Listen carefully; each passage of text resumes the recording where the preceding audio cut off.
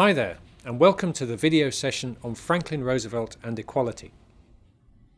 FDR is often considered the American president who addressed the problem of equality in the most direct way.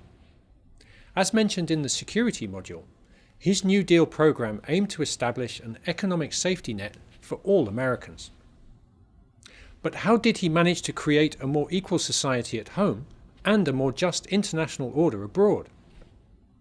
One of FDR's top priorities was to address racial inequality. The economic depression had negatively affected the lives of millions of black citizens all around the country. In order to have a better grasp of the whole situation, FDR backed the creation of the Federal Council of Negro Affairs, the so-called Black Cabinet, a group of African American advisors chaired by civil rights leader Mary McLeod Bethune. This was supposed to serve two substantive functions: put the government in touch with a large group of talented black men and women, and include them in the government in order to influence federal policies.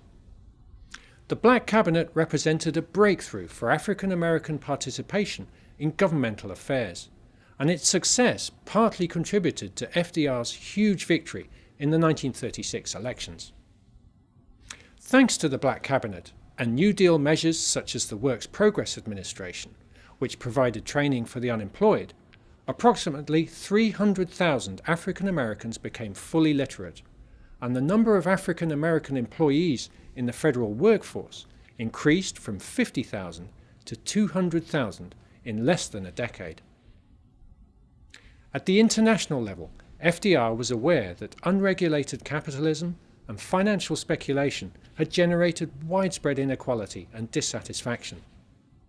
The period after World War I was marked by epidemics, starvation, currency instability, and economic disruption, thus undermining Europe's stability and encouraging non-democratic solutions. Structural reform was therefore needed in order to prevent another global financial crisis like the Wall Street crash of 1929. Speaking at a re-election rally in 1936, Franklin spoke out against those who had opposed his New Deal and who he would continue to fight for the sake of equality for all. He said fiercely, "We had to struggle with the old enemies of peace: business and financial monopoly, speculation, reckless banking, class antagonism, sectionalism, war profiteering. They are unanimous in their hate for me, and I welcome their hatred." FDR's solution was to promote closer integration and collective management of the global economy through a set of multilateral agreements and institutions. Economic and political policies should be guided by the principles of collective security, multilateralism, and mutually beneficial economic relations. This meant equal access to markets and raw materials, free trade, and currency convertibility. The launch of the Good Neighbor policy with Latin America in the 1930s was an important first step at the regional level to pursue this new approach to financial and trade relations. But the real linchpin of FDR's international economic design was represented by the Bretton Woods Conference of July 1944. 44 nations, including the Soviet Union, Britain, France, and China, agreed to the creation of the International Monetary Fund and the International Bank for Reconstruction and Development, also known as the World Bank. FDR's idea of equality was therefore directly connected to the need for reform.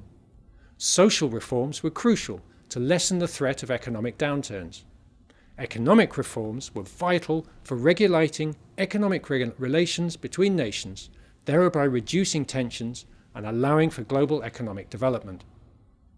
Now let's see together how ER took over this reformative spirit and used it to advance her own agenda for equality.